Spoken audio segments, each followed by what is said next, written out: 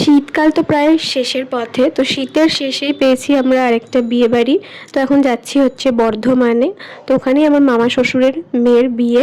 আর এখনও টিকিট কেটে আমরা বাসে উঠে পড়েছি। আর এই টুকটাক একটু কেক, কোল্ড ড্রিঙ্কস কিনে নিয়েছি। আর আমি কোল্ড ড্রিঙ্কসটা খাচ্ছিলাম, আদ্রি তো চাইছিল, ওকে দিচ্ছিলাম না, ঠান্ডা ছিল বলে। আর এই যে সিটে আমরা এখন বসে পড়েছি, তো একটা সিটে ছিল আমি আর আদ্রি, তার পেছনের সিটটায় আকাশের। আর তারপরে মাঝখানে আদ্রি একটু ঘুমিয়ে পড়েছিল, ঘুম থেকে উঠে এখন ওর একটু খিদে পেয়েছে, তাই কেকটা ওকে দিলাম খেতে।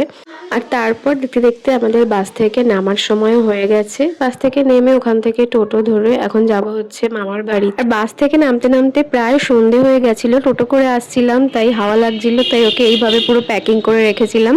আর এখন আমরা চলে এসেছি মামার বাড়িতে। এসেই তো প্রথমে চা মিষ্টি খাওয়া হয়ে গেছে আমাদের, আর তারপরে এখন রাতের খাবার খাচ্ছি। তো চলো আজকের ব্লগটা এইটুখানি, দেখা হচ্ছে নেক্সট ব্লগে। সবাই খুব ভালো থেকো, টাটা।